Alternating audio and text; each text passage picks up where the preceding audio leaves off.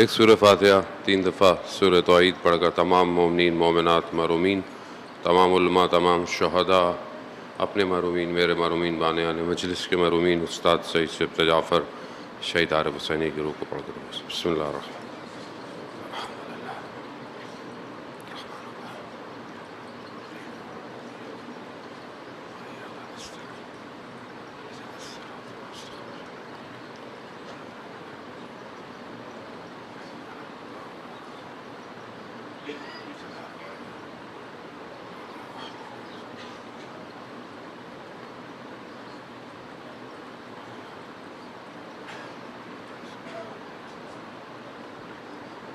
امام زمانہ کی سلامتی کے لیے ایک دفعہ صلوات بھیج دیں۔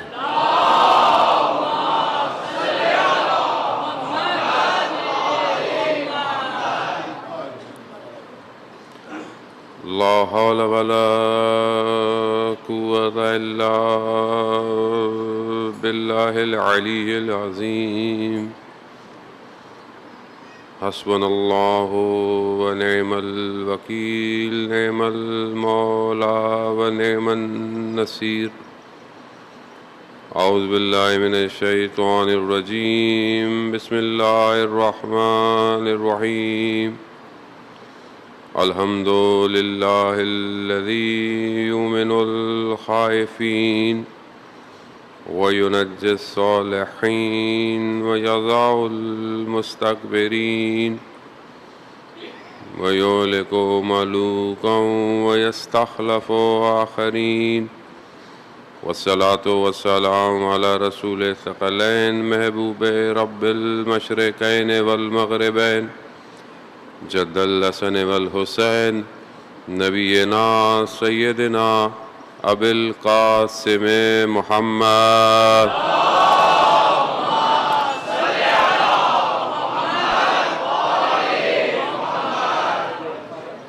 وعلى آلہ الطیبین الطاہرین المعصومین، لا سیما بقیت اللہ فی الارضین، روحی وارواحنا لتراب مقدم الفدا، ولعنۃ اللہ علی اعدائہم اجمعین۔ بسم اللہ الرحمن الرحیم، رب اشرح لی صدری ویسر لی امری واحلل عقدۃ من لسانی یفقہوا قولی۔ اما بعد فقد قال اللہ تبارک و تعالی فی کتاب الحکیم والقرآن المجید، وما خلقت الجن والانس الا لیعبدون۔ صلوات بھیج دیں محمد۔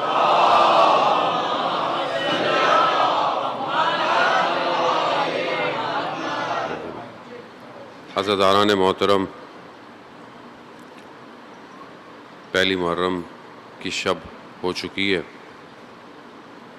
خداوند متعال کی بارگاہ میں شکر گزار ہیں کہ پروردگار نے ہمیں اس سال پھر یہ توفیق عطا فرمائی کہ ہم امام حسین علیہ السلام کے کاروان میں شامل ہو سکیں۔ ہر سال خدا اس رزق کو اپنی مخلوقات کے لیے اتارتا ہے کہ لوگ جو ہیں وہ یا لیتنی کنت معکم کی صداؤں کو اپنے وجود سے اظہار کریں۔ انسان زبان سے اقرار کرتا ہی ہے، اور زبانی سے اقرار کرنا اس کو مسلمان بنا دیتا ہے، لیکن ایمان جو ہے اسے قلب سے اسے اعتقادات کی طرف لے کے جاتا ہے، اور وہ تبھی ممکن ہے کہ جب انسان معرفت اور یقین کے مراحل کو طے کرے، اور وہ تبھی ہوگا کہ جب آپ کوشش کریں گے، اپنے قدم بڑھائیں گے، تبھی سید الشہداء کے کارواں میں شامل ہو پائیں گے۔ اور ایسا نہیں ہے کہ سید الشہداء نے جو حل من ناصر کی صدا جو ہے وہ صرف کربلا یا 61 ہجری کے لیے تھی، بلکہ وہ صدا ہر دور کے لیے ہے، ہر زمانے کے لیے ہے، ہر شخص کے لیے ہے۔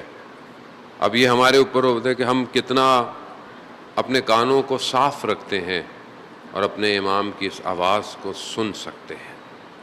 آواز آج بھی گونج رہی ہے، آج بھی وقت کا امام پردہ غیبت میں یہی صدا دے رہا ہے کوئی میری مدد کرنے والا؟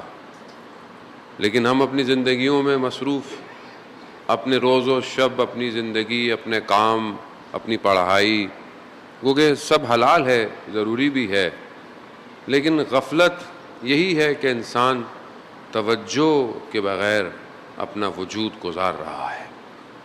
قرآن کریم جو کلام الہی ہے، ایسا کلام کہ آپ سوچ سکتے ہیں، ہماری گفتگو بھی توحید کا محور ہی ہے، انشاءاللہ خدا ہمیں توفیق دے کہ ہم اس کو بہتر طریقے سے ادا کر سکیں۔ عزیزان محترم، بہتر، سب سے بہتر کلام الہی ہے۔ آپ دنیا جہان کی کتابیں پڑھ لیں، آپ دنیا جہان کا کلام سن لیں، وہ سب مخلوقات کا کلام ہے، خالق کا کلام ایک ہی ہے، اور خالق بہتر جانتا ہے اپنی مخلوق سے کیسے گفتگو کرنی ہے اور کہاں گفتگو کرنی ہے۔ میں بہت معذرت چاہتا ہوں، آپ کو ہو سکتا ہے برا لگے، لیکن جو اگر دیر سے آیا کرے، جہاں جگہ ملے بیٹھ جایا کریں۔ باقی لوگ بھی بہرحال مجلس سننے آتے ہیں، مجھے بھی تھوڑی سی توجہ میری ڈسٹریکٹ ہو جاتی ہے، اور جو آگے بیٹھے ہیں بہت معذرت کے ساتھ سب عزادار ہیں، میرے آنکھیں آپ کے پاؤں کی خاکوں کے نیچے لگیں، لیکن بہرحال تقدس عزاداری ہے، سب کو اسے رکھنا چاہیے۔ صلوات بھیج دیں محمد وعلیہ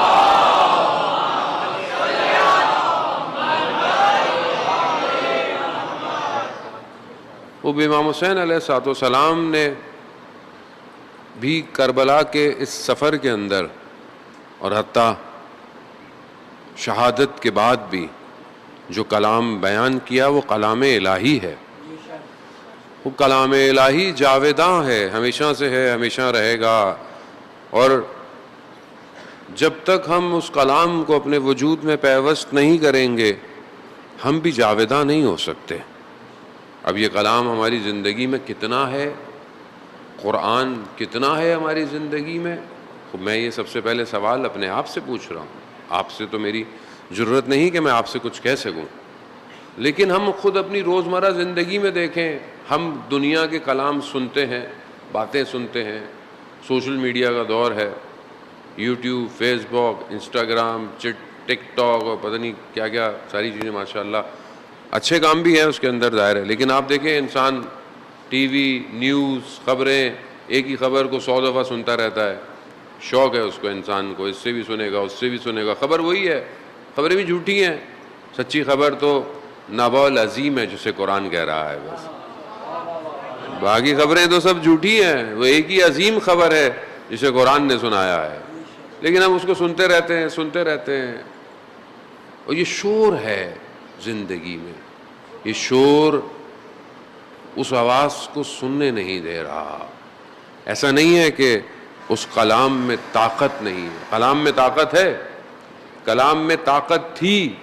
عزیزان محترم، 2 شخص جب مدینہ سے نکلے اپنے مسائل کا حل کرنے کے لیے، مکہ آئے، اور مکہ کے اندر بہرحال ان کے تعلقات تھے، مکہ میں پہنچے تو وہاں پوچھا بھئی ہمارے بڑے مسائل ہیں، آپس میں مشکلات ہیں، آپ کو پتہ ہے اوس و خزرج کئی سو سال سے جنگیں تھیں آپس میں، کبھی ایک جانور کے اوپر، کبھی کسی چیز کے اوپر۔ جب مکہ آئے اپنی پریشانی کو بیان کرنے تو مکہ والوں نے کیا کہا؟ ہم تو خود بہت پریشان ہیں۔ کہا کیوں؟ کہا وہ ایک شخص ہے جو کہتا ہے کہ میں نبی ہوں اور اپنے آپ کو اللہ کا نبی بنا رہا ہے، ہماری تو اس نے مشکل میں ڈالا ہوا ہے ہم لوگوں کو، ہم تو اپنی پریشانی میں، ہم تمہاری کیا پریشانی کریں؟ تو اس نے اللہ کون ہے؟ کہا نہیں، بالکل بھی نہیں اس کو سننا۔ وہ مکہ کے قریب بیٹھ کر اللہ کا کہتا ہے کہ یہ اس کا خدا ہے، اس کا کلام پڑھتا ہے، وہ ساحر ہے نعوذ باللہ، وہ تم جادو میں آ جاؤ گے، تم بالکل نہیں سننا۔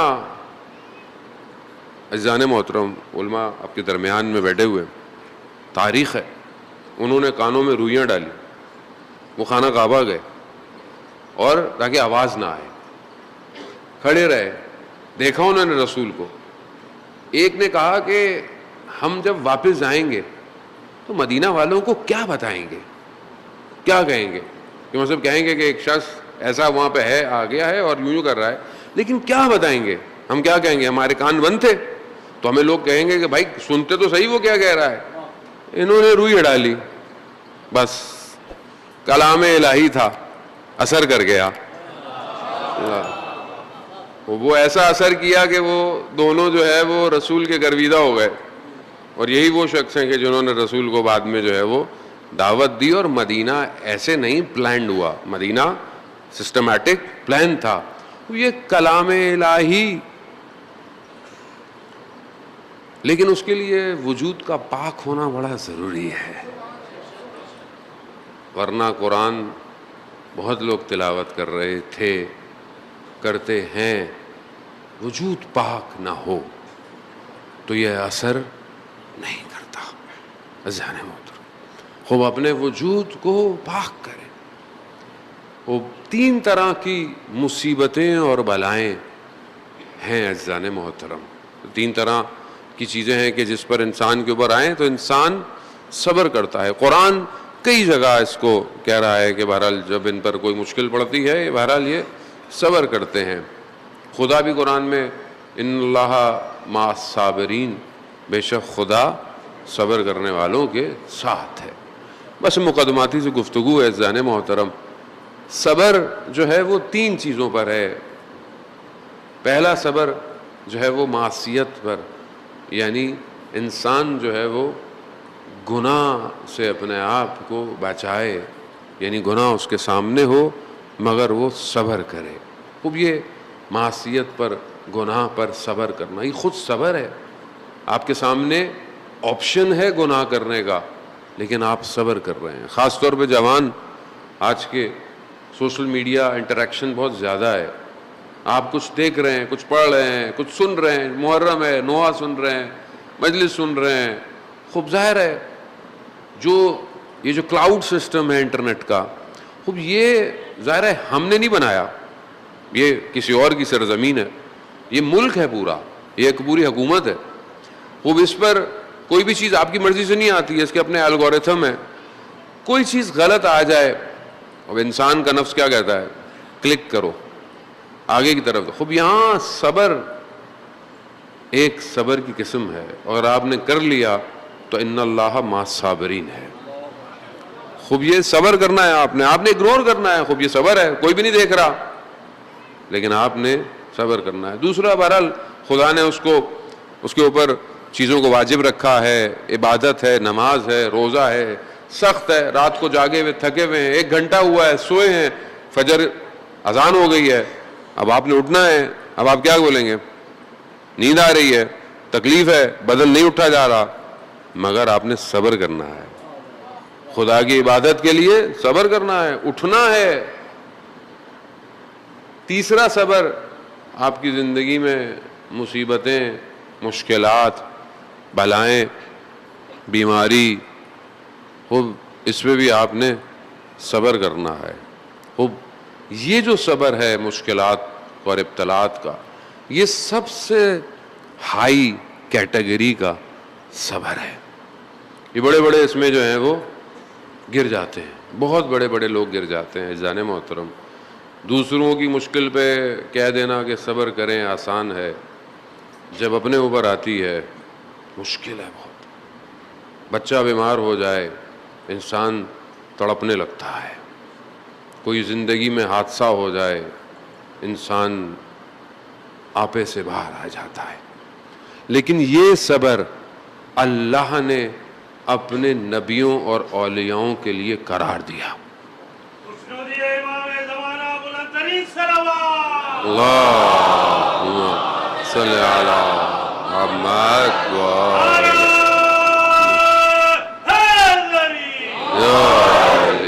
اذان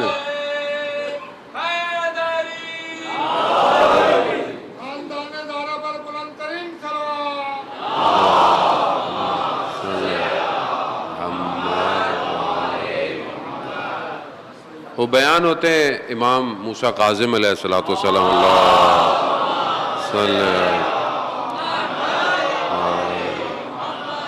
امام اپنے والد سے بیان کرتے ہیں، وہ اپنے والد سے 5ویں امام سے بیان کرتے ہیں اور فرماتے ہیں کہ ایک دن رسول خدا حضرت محمد مصطفیٰ صلی اللہ علیہ وسلم رسول خدا نے سب کو جمع کیا کس کو؟ اپنی بیٹی کو، اپنے 2 نواسوں کو اور امام علی کو، اور دروازہ بند کر دیا. گویا کوئی خاص بات تھی جو بیان کرنا چاہ رہے تھے. جب انہیں جمع کیا، کہا کہ اللہ نے سلام بھجوایا ہے اور جبرائیل بھی میرے ساتھ ہیں. خدا نے ہمارا جو امتحان قرار دیا، میرے اہل بیت، یعنی آپ میرے اہل بیت ہیں، آپ اہل خدا ہیں، خدا کے لیے، خدا کی طرف سے ہم سب کا جو خدا نے امتحان قرار دیا ہے وہ مشکلات اور فتنوں سے ہے.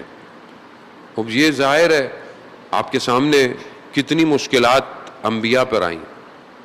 انبیاؤں کو آروں سے کاٹ دیا گیا، انبیاؤں کو کنوؤں میں دھکیل دیا گیا. انبیاؤں کے ساتھ آپ کے سامنے کتنی مشکلات ہوئی. خدا نے اپنے چاہنے والوں کو آزمائش کے ذریعے سے کمال دیا ہے. جتنی خدا زیادہ محبت کرتا ہے اتنا امتحان بڑھ جاتا ہے. اب آپ اپنی زندگی میں دیکھ لیں، بعض اوقات لوگ کہتے ہیں مولانا صاحب ہماری زندگی میں تو مشکل ہی ختم نہیں ہو رہی ہے. مشکل کیونکہ مجھے اس لیے لگتی ہے کیونکہ میں مادے میں پھنسا ہوا ہوں. میں اپنے آپ کو مادے سے باہر کر لوں مجھے کوئی مشکل نہیں لگے گی. وہ سید الشہداء علیہ الصلوۃ والسلام نے ساری آزمائشوں کو کربلا میں دعوت دی ہے اور سب کو جمع کیا ہے.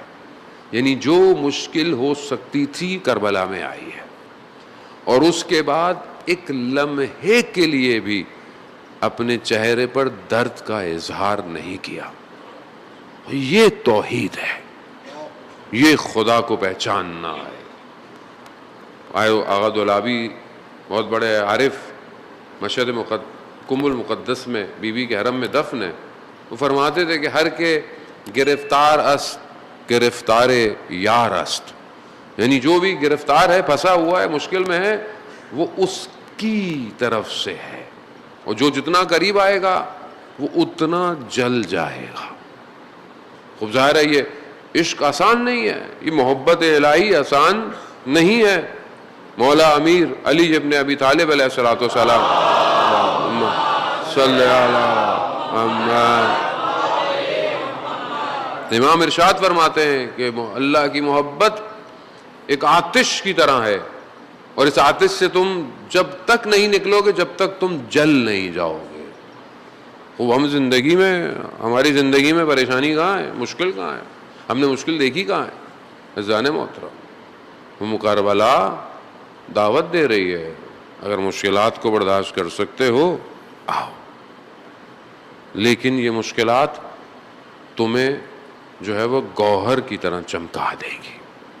وہ اسی لیے انسان جو ہے وہ اس طرف آتا. لیکن اس کی سب سے بڑی جو چیز وہ معرفت ہے. اگر انسان پہچان جائے تو وہ پھر پلٹتا نہیں ہے. وہ لوگ کہ جو امام علیہ الصلوۃ والسلام کے ساتھ تھے یا جنہوں نے ساتھ دیا وہ پہچان گئے تھے. ہمیں بھی ان چند دنوں میں وہ پہچاننا ہے. توحید جو ہماری گفتگو بہرحال ہے وہ یہ نہیں ہے کہ ہم نے توحید کیسے ہے یا کیا ہے، وہ ہماری گفتگو نہیں ہے. بہرحال آپ سب مواحد ہیں، لا الہ الا اللہ کی ماننے والے ہیں. توحید تک پہنچنا، توحید کے اثرات زندگی میں، وہ چیزیں جو انسان کو رکاوٹ دیتی ہیں عملی توحید پر، بہرحال ہم کوشش کریں کہ اس کو بیان کریں. اور خود معصومین نے اپنے اقوال میں، اپنی گفتگو میں توحید کے بارے میں کیا کہا.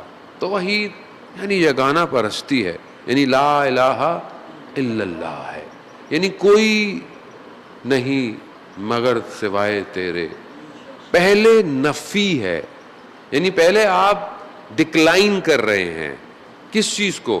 ہر اس چیز کو جو کہ خلق کی صفات پائی جاتی ہیں. مشرک سے مشکل کیا ہے؟ کیوں خدا کو سب سے بڑی چیز، جو سب سے بڑا جو گناہ یا ایسی چیز جسے خدا نے بولا ہے کہ میں معاف نہیں کروں گا. خدا اپنے معاملے میں بہت پوزیسو ہے، ہاں بہت حساس ہے. خدا کہہ رہا ہے میں باقی چیزیں معاف کر دوں گا، لیکن اگر کسی کو میرے شریک ٹھہرایا تم نے میں نہیں معاف کروں گا. وہ خدا ہے, خدا کی مرضی ہے, وہ جلال بھی ہے, اس کے ہاں جمال بھی ہے, وہ رحمان بھی ہے, وہ رحیم بھی ہے, اس کی اپنی مرضی ہے. خدا کہہ رہا ہے اگر شرک کیا میں نہیں معاف کروں گا. یعنی پہلے ڈکلائن کرنا ہے, آپ نے نفی کرنی ہے. کس چیز کی؟ ہر اس چیز کی جو مخلوق میں پائی جاتی ہے, کیونکہ جو مخلوق میں پائی جائے وہ خالق نہیں ہو سکتا. جو بھی چیز مخلوق میں پائی جائے, مخلوق کی صفات ہوں, مخلوق کے اندر ہو, وہ خالق میں نہیں ہو سکتی. خالق منزہ ہے. دعائے عرفہ میں پڑھتے ہیں سبحانک سبحانک پروردگار, یعنی پروردگار تو منزہ ہے. خود سبحان جو ہم پڑھتے ہیں سبحان اللہ یا سبحان, خود یہ اسم الہی ہے. یہ اسم الہی جب بیان کیا جاتا ہے کہ پروردگار تو منزہ ہے, تو ہر چیز سے, ان چیزوں سے ہٹا ہوا ہے, تو پاک ہے, یہ چیزیں تیری شان میں نہیں ہیں. خوب یہ پہلے آپ کو ڈیسائیڈ کرنا ہے. وہ آج یہ جو انسان اپنے عمل میں تھوڑی سی کوتاہی کرتا ہے, غفلت کرتا ہے, ایسا نہیں ہے خدا نخواستہ, کیونکہ شرک دو طرح کا ہے. ایک شرک علنی ہے, ایک شرک خفی ہے, ایک شرک چھپا ہوا ہے. اور چھپا ہوا شرک میں جو روایات کہتی ہیں وہ اتنا باریک شرک ہے کہ جیسے رات کی تاریکی میں کوئی چیز پتھر پر چل رہی ہو, تاریکی میں نظر نہ آئے. شرک خفی ویسا ہے. اور شرک خفی ظاہر ہے یقیناً اعتقادات میں نہیں ہے, کہیں نہ کہیں انسان عمل میں کوتاہی کرتا ہے. معذرت کے ساتھ تھوڑی سی گفتگو اگر ہلکی بلکی لگے, البتہ مجھے آتا جاتا اتنا کچھ ہے نہیں, میں پھر ترجمہ ہی کر رہا ہوں آپ کی خدمت میں. عزیزان محترم, پاکیزگی خدا نے ہر چیز کو اپنے وجود سے, ساری چیزوں کو جو صفت کو دے دی وہ مخلوق کو صفتیں دے دی, وہ مخلوق کی ہیں, سب مخلوق کی ہیں. خدا منزہ ہے. سید الشہداء دعا عرفہ میں یہ کہتے ہیں کہ پروردگار تو ہر چیز سے منزہ ہے, نہ تیری ابتدا ہے نہ تیری انتہا ہے. کیونکہ اگر ابتدا ہو کہ مثلا اب سے ابتدا ہوا, کب سے ابتدا, جہاں کب آ جائے وہاں خالق نہیں ہے.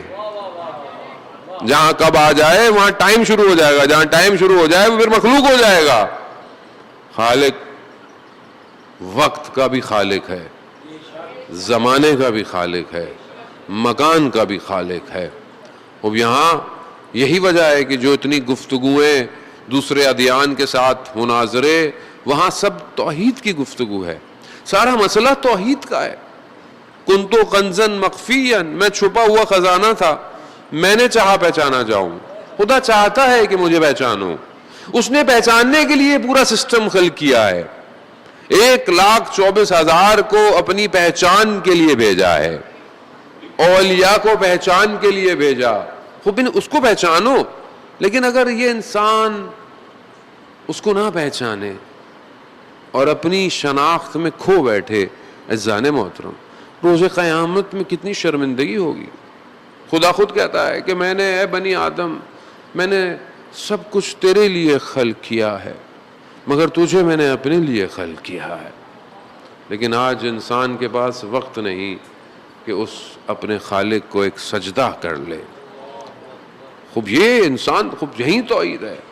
خوب یہاں پاک ہونا, منزہ ہونا. امام حسین علیہ السلام, اللہ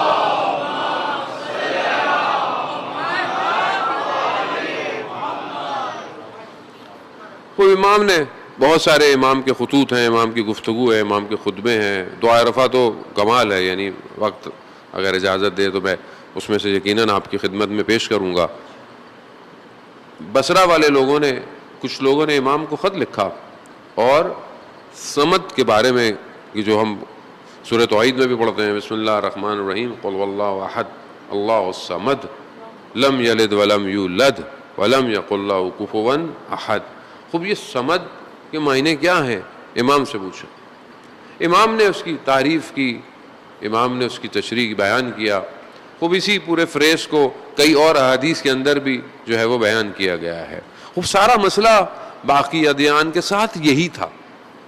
جہاں بعض اوقات یہودی جو ہے وہ یہ کہتے تھے کہ حضرت زہیر جو اللہ کے نبی ہیں وہ اللہ کے بیٹے ہیں, حضرت عیسیٰ اللہ کے بیٹے ہیں. خوب یہ ظاہر ہے, خوب سارا مسئلہ یہی تھا کہ یہ خدا کو نہیں پہچانے. یعنی خدا وہ ہے کہ نہ جسے کسی نے پیدا کیا ہے اور جو نہ کسی کو پیدا کرتا ہے. پیدا کرنا الگ ہے, خلق کرنا الگ ہے, وہ دونوں چیزوں میں فرق ہے. نہ کسی نے اس کو جنا ہے نہ اس نے کسی کو جنا ہے. خوب یہ سادہ سا ترجمہ ہے, لم یلد ولم یولد. ویسے تو روایات ہیں کہ سورہ توحید آخری زمانے میں لوگوں کو سمجھ میں آئے گی. بہرحال ابھی آخری زمانہ تقریباً آ ہی گیا ہے, تھوڑا ہی عرصہ رہ گیا ابھی انشاءاللہ. بلکہ ہم تو کہیں کہ ابھی امام کا ظہور ہو جائے. صلوات بھیجتے محمد اللہ.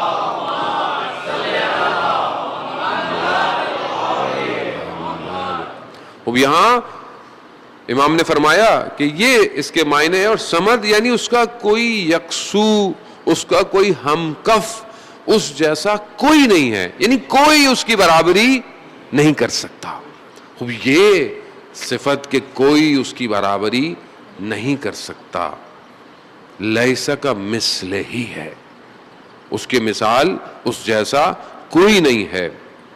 انسان کی نہ ذہن میں آ سکتا ہے, انسان سوچتا ہے, تصور کرتا ہے. اگر انسان تصور کرے مثلا خدا ایسا ہے تو یہ تصور اس کے ذہن کی مخلوق ہے. خدا کسی کے ذہن کی مخلوق نہیں ہو سکتا. اگر کوئی وہم اور گمان کرے خدا کے بارے میں, خدا کسی کے وہم اور گمان میں آ نہیں سکتا. کوئی یہ سوچے کہ میں آنکھوں سے خدا کو دیکھوں گا. بعض ہمارے ہاں فرقے یہ کہتے ہیں کہ قیامت میں لوگ جو ہے وہ خدا کو دیکھیں گے. کیسے دیکھیں گے خدا کو؟ اگر وہ خدا کو دیکھے تو وہ تو بدن ہوگا, جسم ہوگا, چاہے جس طرح کا بھی ہو. وہ جو آنکھوں میں سما ہے وہ خدا تھوڑی ہے, خدا نہیں سما. اب یہ کہ خدا ہے کیا, ابھی بچے بولے کہ خدا کیا ہے. وہ خدا, اہل بیت ائمہ فرماتے ہیں کہ خدا کی ذات میں نہ تفکر کرو نہ سوال کرو. خدا ادراکات سے بالاتر ہے, اس کی صفات پہ صحبت گفتگو کرو. جو اللہ نے, جو اللہ کے اسماء الہی ہیں, جو چیزیں اس میں صفات نہیں ہیں اس کی نفی کرو, جو صفات اس کے اندر پائی جاتی ہیں. اور عزیزان محترم, اب یہ معرفت جب بڑھتی چلی جاتی ہے تو پھر انسان کمال پہ پہنچتا ہے. توحید مضبوط ہونا بہت ضروری ہے. آج توحید کمزور ہے معاشرے میں, انسان ظلم کر رہا ہے, انسان کو خدا پر یقین نہیں ہے, انسان ایک دوسرے کا حق کھا رہا ہے.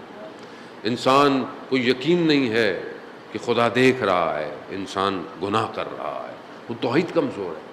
اگر توحید انسان کی مضبوط ہو جائے, انسان پریکٹیکلی بہتری کی طرف بڑھ سکتا ہے. فرسٹ ورلڈ وار کی بات ہے 1914 اور 1918 کے درمیان میں. روزنائی عالم غیب جو کتاب مسجد جمکران سے پرنٹ ہوئی ہے, اس میں آیت اللہ حائری یزدی سے آیت اللہ شبزدندار نے اس بات کو بیان کیا. فرسٹ ورلڈ وار کی بات ہے کہ زمانے میں جب جنگ ہو رہی تھی مختلف جگہوں میں, تو زمانے میں ظاہر ہے رشیا, اس زمانے میں سوویت یونین, ایران کا بھی اسفیئر بہت بڑا تھا. اس زمانے میں ہر طرف سے لوگ جو تھے وہ جنگ کے اندر شامل تھے. تو ارومیہ کے بارڈر پہ کوئی نہ کہیں جنگ تھی رشین کے ساتھ. تو وہاں ایک ڈاکٹر جو تھا وہ تعینات تھا, جس کا کام تھا بہرحال زخمیوں کو جو ہے وہ ٹریٹ کرنا. تو وہ کہتا ہے میں نے دیکھا کہ کچھ لوگ ایک باڈی کو لے کر آ رہے ہیں. تو میں نے کہا شاید یہ لاش ہے, مر گیا ہے, لیکن میرے سامنے لا کے رکھا تو دیکھا اس کے اندر جو بندہ تھا وہ زندہ تھا. اس نے مجھے کہا کہ میرے پیچھے جو ہے نا وہ تیر لگ گیا ہے, نیزا ٹائپ, تم اسے نکال دو. تو اس نے کہا کہ میرے پاس ایسی دوائی نہیں کہ میں تمہیں بے ہوش کر کے نکال سکوں. کہا نہیں مجھے مسئلہ نہیں ہے, تم, کہا رات کا وقت ہے, اندھیرا ہے. تو کہا مسئلہ نہیں, تمہارے پاس چاقو ہے, تمہارے پاس جو ہے وہ جو پیون لگاتے ہیں وہ ہے, کہاں ہے؟ کہا بس چاقو سے کاٹو اور جو ہے وہ مجھے اس کے بعد سی دو جو بھی ہے. کہا تمہیں تکلیف نہیں ہوگی؟ کہا نہیں مجھے کچھ نہیں ہوگا. کہا اس کو میں نے اٹھایا, پتھر پہ لٹا دیا, رات کی تاریکی تھی, میں نے چاقو سے کاٹا, نکالا, سیا. میں نے دیکھا کہ اس نے ایک چیخ بھی نہیں ماری.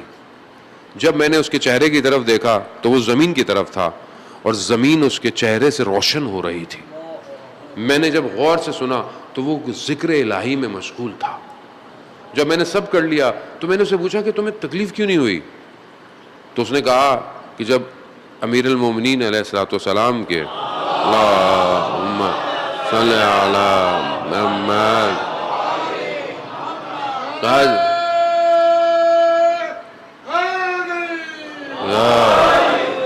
کہا کہ جب مولا امیر کے پاؤں میں سے تیر نکالا گیا تو کیا مولا کو کوئی تکلیف ہوئی؟ کیونکہ خدا کے سامنے حاضر پا رہے تھے اپنے آپ. کہا میں بھی اپنے آپ کو خدا کے سامنے حاضر پا رہا ہوں، ان کا ماننے والا ہوں، تو میرے وجود کو کوئی تکلیف نہیں ہو رہی. کہا میرے لیے بہت عجیب تھا کہ کوئی ایسا شخص. پھر ایسے میں مجھے خبر ملی کہ جو ہے وہ فوج جو ہے وہ بارڈر کی طرف آ رہی ہے، لیکن انہوں نے کہا کہ بتانا نہیں فوجیوں کو، ڈاکٹر نے، کہ کہیں لوگ ڈی موٹیویٹ نہ ہو جائیں، ڈر نہ جائیں، ہم اس کو آہستہ آہستہ ان کو پیچھے لے جائیں گے. تو یہ بات میں نے اس شخص سے ذکر کی تو اس نے بولا کہ پریشان مت ہو، یہ فوج واپس پلٹ جائے گی، تم پریشان نہ ہو. لیکن میں نے جب یہ بات کسی اپنے ہیڈ کو بتائی تو انہوں نے کہا کہ نہیں یہ لوگ ایسی باتیں کرتے ہیں. لیکن یہ ہوا، بعد میں خبر آئی کہ فوج واپس چلے گئی. جب یہ دو چیزیں میں نے اس میں سے دیکھی تو میں نے کہا یہ عام آدمی نہیں ہے، یہ کوئی خاص آدمی ہے. میں نے اس سے پوچھا کہ تم کون ہو، کہاں سے آئے ہو، اور یہ تمہیں ساری باتیں، یہ انفارمیشن، نالج تمہارے پاس کہاں سے آیا؟ تو اس نے کہا کہ میں وقت کے امام کے چند ساتھیوں میں سے ایک ساتھی ہوں. کہا کہ ہماری بہرحال ڈیوٹی لگی ہوئی ہے اور ابھی ہم 4 لوگ ہیں. اس نے جگہوں کا نام لیا، ایک مراکش میں ہے، ایک جو ہے وہ کسی یورپ کے کسی ملک کا نام لیا، ایک میں ہوں اور ایک اور کوئی اور ہے. ابھی ہم تو اس نے بولا اللہ نے جب تمہیں اتنی طاقت دی ہے تو تم سامنے والی فوج کو ختم کیوں نہیں کر سکتے؟ کہا ہمارا اختیار لمیٹڈ ہے، محدود ہے، ہمیں بس اتنا کہا گیا ہے کہ تم لوگوں کی حفاظت کرنی ہے، اور جو بھی مولا کے ماننے والے ہیں ہمارا کام ہے. آج اگر آپ کو لگتا ہے، اور یہ ہونا بھی یہی چاہیے، آپ کا یقین ہونا چاہیے، اور یہ یقین کسی خطیب کے جملے نہیں ہیں، یہ خود امام زمانہ جل اللہ تعالیٰ فرجہ الشریف اللہم صلی علی محمد، خود امام فرماتے ہیں کہ ہم تمہارے حال سے باخبر ہیں، اگر ہم تمہارے حال سے بے خبر ہوتے تو دشمن تمہیں چیر پھاڑ جاتا. تو اس میں انسان کا یہ اعتقادات ہیں عزیزان محترم، لیکن جب ہم عملی زندگی میں آتے ہیں تو یہ اعتقادات ہمارے غائب ہو جاتے ہیں. مجلس میں ہمیں لگتا ہے بہت اچھا ہے، جب باہر جاتے ہیں پریکٹیکل لائف ہوتی ہے، گھر جاتے ہیں، بازار جاتے ہیں، جاب پہ ہوتے ہیں، تو ہماری اعتقادات ہماری زندگی سے ختم ہو جاتے ہیں. پھر ہمیں نہیں لگتا کہ اعتقادات کے معنی یہی ہیں کہ آپ جس حالت میں ہوں، جہاں ہوں، اسی سافٹ ویئر کے ساتھ چل رہے ہوں. صرف خدا مسجد میں تو نہیں ہے، صرف خدا جب آپ مصلی بچھاتے ہیں تو نہیں ہے، خدا تو ہر جگہ ہے، خدا تو ہر وقت ہے. وہی خدا جو مصر میں حضرت یوسف کو بچا سکتا ہے تو وہی خدا آج بھی جوان کو بچا سکتا ہے. خوب یہ اعتقاد ہے. تو اس نے بہرحال یہ بتایا کہ ایسا ہے. تو اس نے بولا کہ خوب میں نے تمہاری جان بچائی ہے تو مجھے تم ہدیہ کب دو گے؟ تو اس نے بولا کہ فلانی جگہ تو جب تم مشہد آؤ گے تو میں تمہیں اس کی قیمت واپس کروں گا.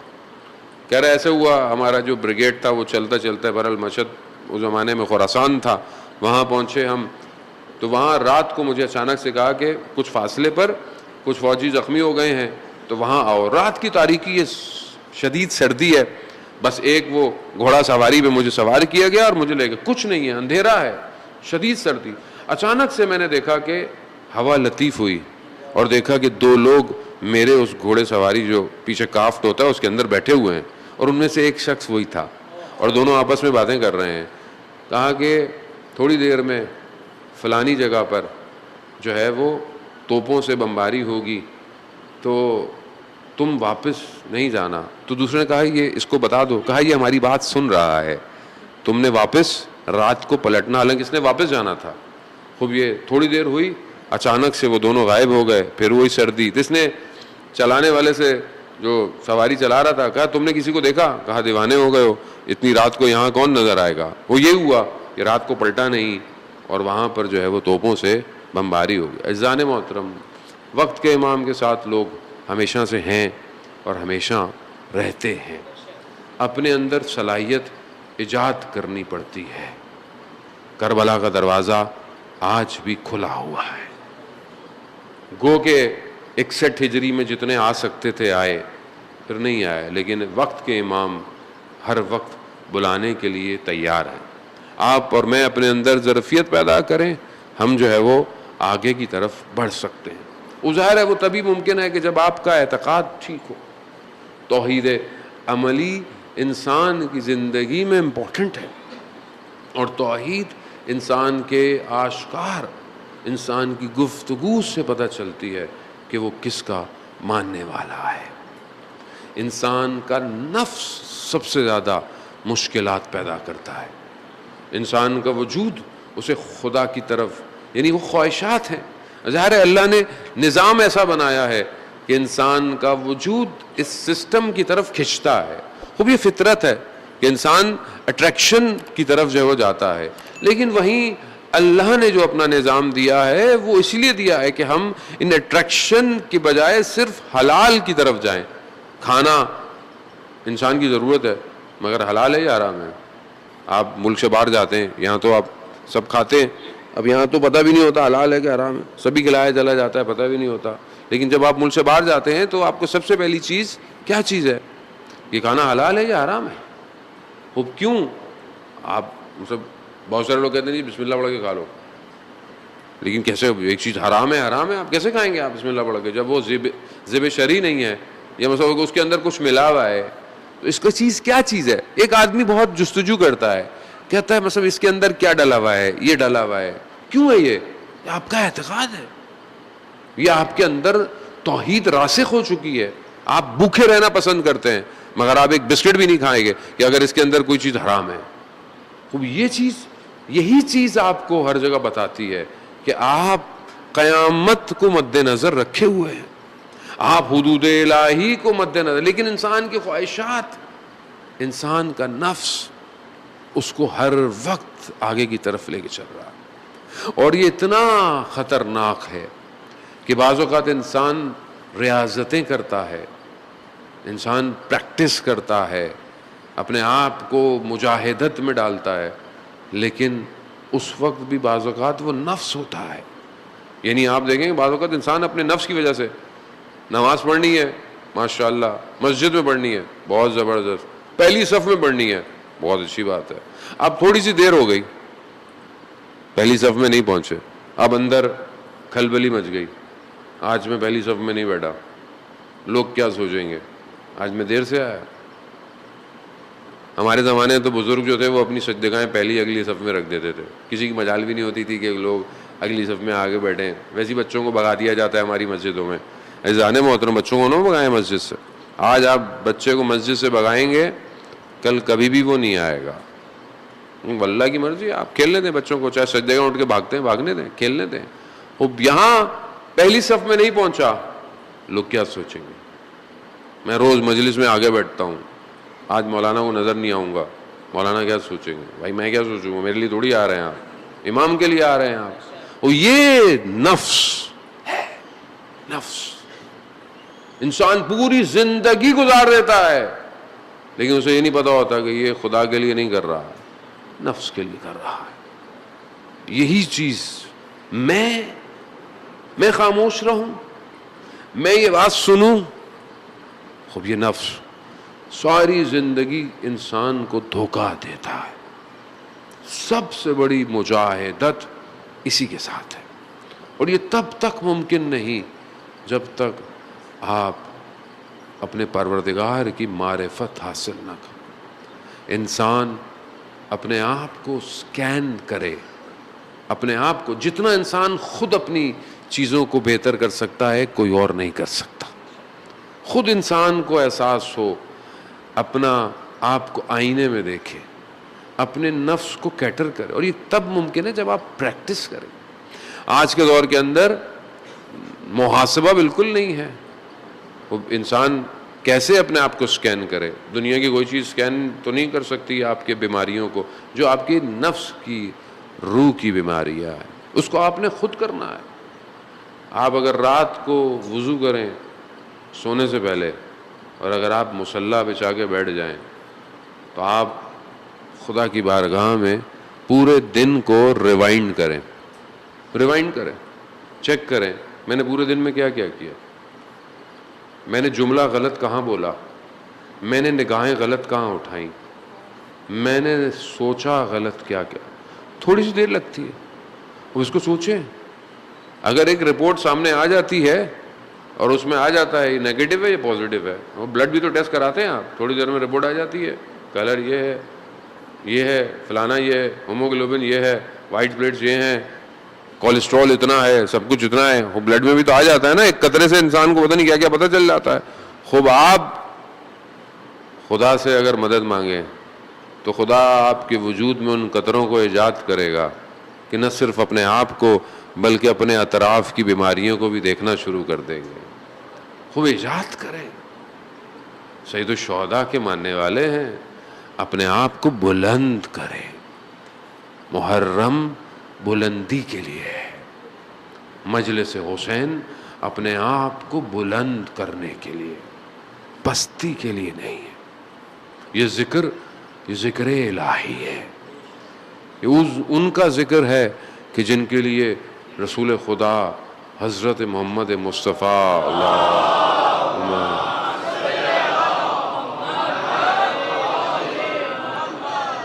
رسول خدا ارشاد فرماتے ہیں ان الحسین مصباح الہدی والسفینۃ النجاۃ. اور یہ عرش پہ لکھا ہے. عرش کہاں ہے, عرش کیسا ہے, غیر ہمیں تو نہیں پتا, عرش پہ لکھا ہے. ہر چیز جانتی ہے حسین کون ہے. وہ جو امام حسین سے متصل ہو گیا وہ بھی اس عالم میں سفر کرنا شروع کر دے گا.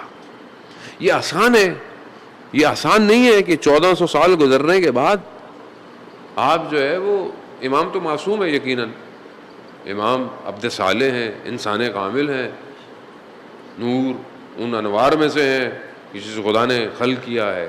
لیکن جو امام کے ساتھ متصل ہوئے, جڑ گئے, وہ خود دیکھیں ان کا درجہ کیا ہے. آپ ان کو یاد کرتے ہیں, آپ ان کو سلام کرتے ہیں, آپ ان سے توسل کرتے ہیں. یہ آسان نہیں ہے زانے محترم. مطلب تھوڑا سا آپ اس مادے سے باہر آئیں, تھوڑا سا میٹر سے باہر آئیں. میں اس لیے گزارش کرتا ہوں جب مجلس میں آئیں وضو کر کے آئیں, وضو کر کے آئیں. نورانیت آپ کے وجود سے باہر آنی چاہیے. جب آپ نورانیت آئے گی تو پھر آپ کو یہ نور نظر آئیں گے. آپ صرف ایک نور کو دیکھیں کہ 61 ہجری میں آخری لمحے ایک شخص آتا ہے, ہاتھوں کو باندھ کے, آنکھوں پہ پٹیاں, اپنی غلطی کی جو ہے وہ اس کو ازالہ کرنے امام کے پاس آتا ہے, امام سے معذرت کرتا ہے. امام ہے, امام رؤوف ہے, امام مہربان ہے, امام ہادی ہے, ہدایت کرنے والا ہے, امام کا دروازہ کھلا ہوا ہے. یہ ہم لوگ ہیں جو ایک دوسرے پہ الزام لگاتے ہیں, یہ ہم لوگ ہیں جو ایک دوسرے کو جنت اور دوزخ بانٹ رہے ہیں. ہم کون ہوتے ہیں؟ مولانا صاحب یہ تو وہ ہیں جو مجلس میں آخر میں آتے ہیں. خوانے دو, مجلس تمہاری ہے, مجلس حسین کی ہے. حسین نے تو آخری آنے والے کو سب سے پہلے کمال پہ پہنچایا ہے, سب سے پہلے کمال پہ دیا. مولانا یہ صرف نیاز کھانے آتے ہیں, وہ کھانے دو. حسین کریم ہے, حسین کا لنگر بہت بڑا ہے, یہ حسین کی نیاز کھائے گا تو اس کا وجود پاک ہو جائے گا. مولانا یہ صرف ماتم کرتے ہیں, وہ کرنے دو. یہ ہاتھ حسین حسین کر کر اس کے سینے پہ لگیں گے, اس کا وجود نورانی ہو جائے گا. مگر اس شخص کا واقعہ آپ نے نہیں سنا. بہت بڑے عالم دین رات کی تاریکی میں شہر سے گزر رہے تھے, دیکھا کہ ایک شخص نشے کی حالت میں اوباش ہے, بدماش ہے. کہا شیخ کہاں جا رہے ہو؟ کہا مجلس پڑھ کے آ رہا ہوں. کہا ہمارے لیے بھی مجلس پڑھو. اب انہوں نے کہا کہ میں اب اس کو کیا سمجھاؤں. کہا دیکھو مجلس یہاں تو نہیں پڑھی جا سکتی, تم مجلس کبھی رکھو کہیں تو ہم آ جائیں گے. کہا نہیں یہیں پڑھو شیخ. کہا میں اب اس سے کیا بولتا, تو میں نے کہا ایسا بہانہ کروں کہ یہ مجھے جانے دے. کہا دیکھو مجلس کے لیے ممبر کی ضرورت ہوتی ہے, ممبر ہوگا تو ہم مجلس پڑھیں گے. وہ شخص جھک گیا, کہا شیخ میری کمر ممبر ہے, مجلس پڑھو. کہا کوئی چارہ نہیں تھا, میں اس کی پیٹھ پہ بیٹھ گیا. صرف میں نے یہاں کہا اعوذ باللہ من الشیطان الرجیم. کہا میں نے دیکھا اس کا بدن کانپنا شروع کیا. میں نے تھوڑا ہی سا کچھ کہا، میں اٹھ گیا گھبرا کے. میں نے کہا یہ نہ ہو کہ اس کو کچھ ہو جائے. دیکھا اس کی آنکھوں میں آنسو ہیں، گریے کر رہا ہے. اس نے کہا شیخ آؤ میں تمہیں تمہارے گھر تک چھوڑ دوں. میں نے کہا نہیں میں چلا جاؤں. ہاں نہیں، کہیں تمہیں کوئی اور تنگ نہ کرے. جیسے ہی میرے دروازے پر آیا میں جانے لگا. کہا شیخ ایک سوال پوچھو. ہاں پوچھو. کہا شیخ کیا قیامت والے دن منبر حسین جہنم میں جلایا جائے گا؟ اللہ اکبر اللہ، یہ ہے حسین. نہیں سمجھے؟ نہیں سمجھے اذان وہ نہیں سمجھے. ہم نہیں پتا ہم لوگ کس وادی میں رہ رہے ہیں. نہیں ہے، یہ حسین کی وادی ہے. یہاں خاک شفا ہے، خاک شفا.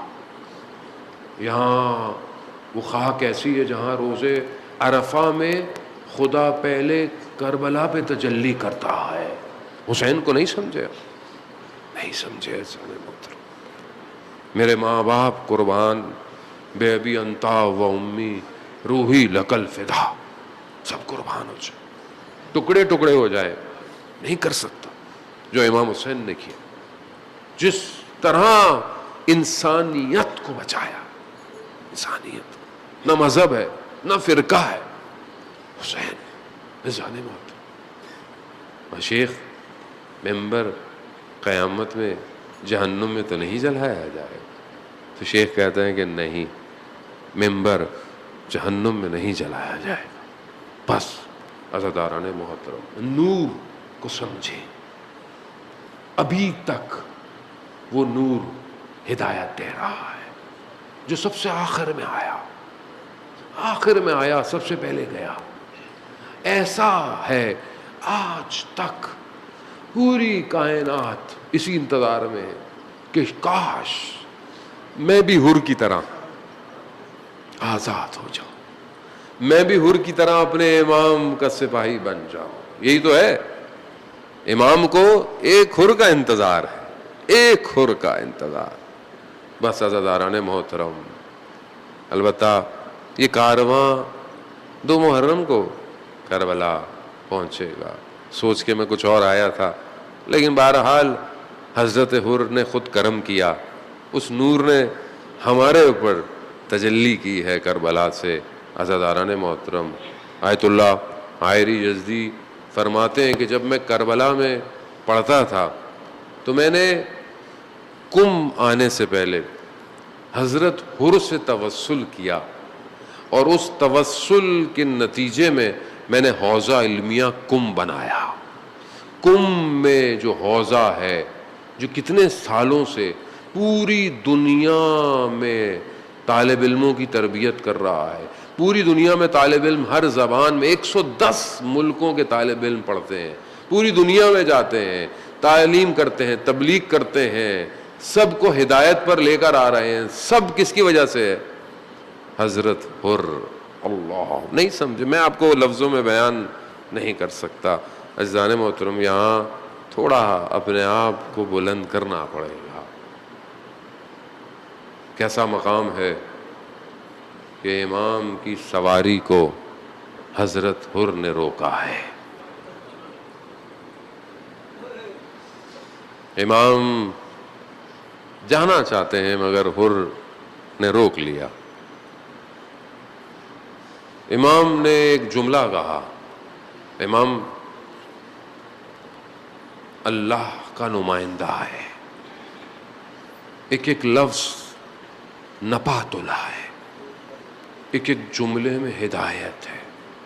امام نے کیا فرمایا حر سے؟ حر تیری ماں تیری عزا میں بیٹھے. بس امام جانتے تھے حر کو کہاں سے بیدار کرنا ہے. بس یہ جملہ جیسے سنا، حر نے فرمایا کہ مولا اگر آپ کی جگہ کوئی اور ہوتا تو میں ان کے لیے بھی یہی، مگر آپ کی والدہ کا مقام اتنا بلند ہے. اللہ بس حر کمال کر گیا. حر نے مکان اور زمان کو توڑ دیا. آج بھی حور دیکھے نا, یہ حور نے کمال کیا ہے, ایک تجلی حاصل کی سیدہ کے نام کی, بس پرواز کر. آج دیکھیں آپ کہاں کہاں حور کا ذکر ہو رہا ہے. ہر کوئی چاہتا ہے مولا میرے بھی ہاتھ بندھے ہوئے, میں بھی آنکھوں میں پٹیاں لیے آپ کی بارگاہ میں آیا ہوں, مولا مجھے بھی معاف کر دے. وہاں عزاداران محترم جیسے ہی یہ کہا, وقت گزر گیا, شب عاشور آئی, حر ٹہل رہا ہے, ٹہل رہا ہے. پوچھنے والے نے پوچھا حر کیا ہوا؟ اگر کوئی مجھ سے پوچھتا کہ کوفہ میں سب سے بہادر شخص کون ہے تو میں تمہارا نام لیتا. یہ تمہیں کیا ہو گیا ہے, یہ تم کیوں پریشان ہو؟ کہا کہ قرار یہ نہیں تھا. کہا کیا؟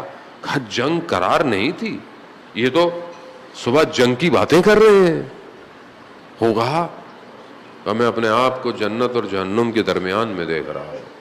بس عزاداران محترم کوئی نہیں بچا سکتا سوائے سیدہ کے, کوئی نہیں بچا سکتا, کوئی نہیں بچا. یہ ایمان, اعتقاد.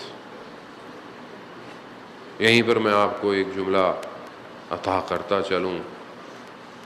آیت اللہ فاطمی نیا رضوان اللہ تعالی علیہ فرماتے ہیں کہ اگر تم یہ دیکھنا چاہتے ہو کہ خدا نے ابھی تک تم پر خیر رکھی ہوئی ہے, خیر میں یعنی خدا تمہیں چھوڑا نہیں ہے, تو اپنے دل میں سیدہ کی محبت دیکھو.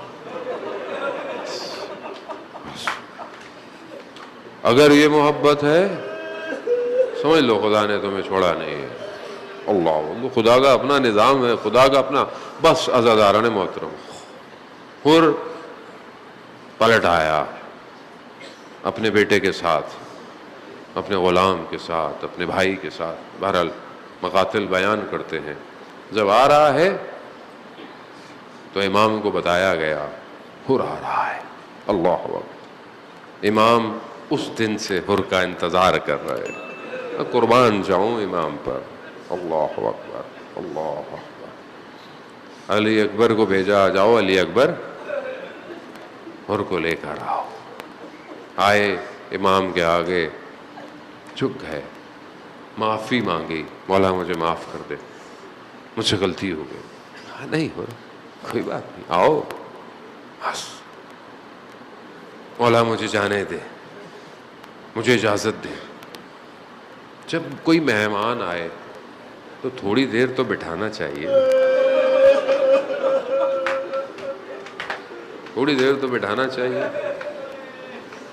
نہیں بٹھایا. ہاں اور جاؤ. بہت سارے لوگ جانا چاہتے ہیں, مقتل ہے, آپ سنتے رہتے ہیں, پڑھتے رہتے ہیں. ابھی تو بھارت شروع ہوا ہے معاملہ, ابھی تو ہم وادی میں قدم رکھنا چاہ رہے ہیں. عزاداران نے بہت, ابھی تو وادی طوبا کھلی ہے.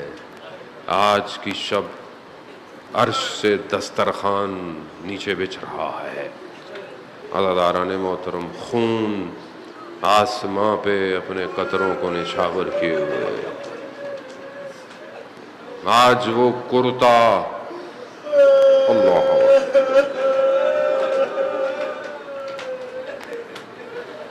پہلی محرم کو وہ خون بھرا کرتا, وہ نیزوں کے نشان عرش پہ لٹکا دیا جاتا ہے. عزادار مہمان ہے, تھوڑی دیر تو مولا آپ نے بہت سے لوگوں کو تو جانے ہی نہیں دیا. بولا نہیں ابھی نہیں جاؤ, ابھی نہیں. یہ حر کو کیسے جانے دیا؟ مہمان تھا.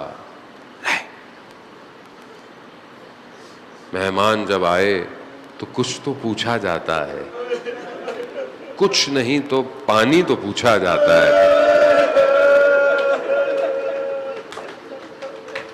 مگر یہاں زہرا کا لال 3 دن کا پیاسا ہے, پانی نہیں ہے. کیا کہا حر جاؤ.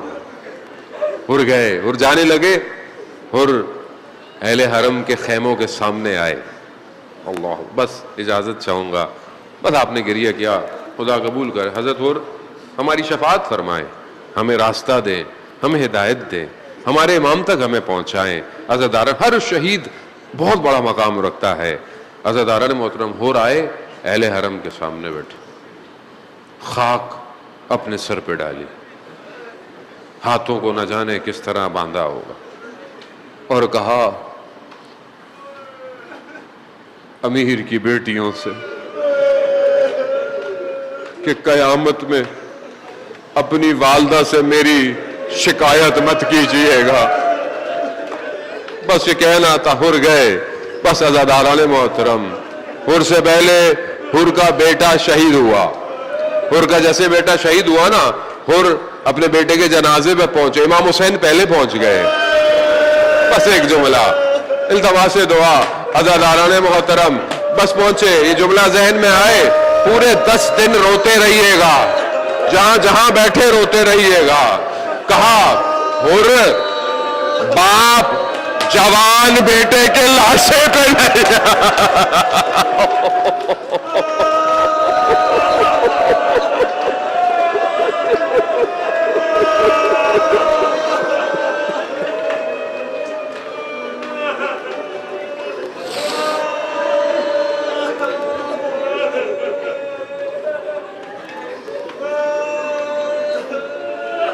الا لعنۃ اللہ علی القوم الظالمین وسيعلم الذین ظلموا أي منقلب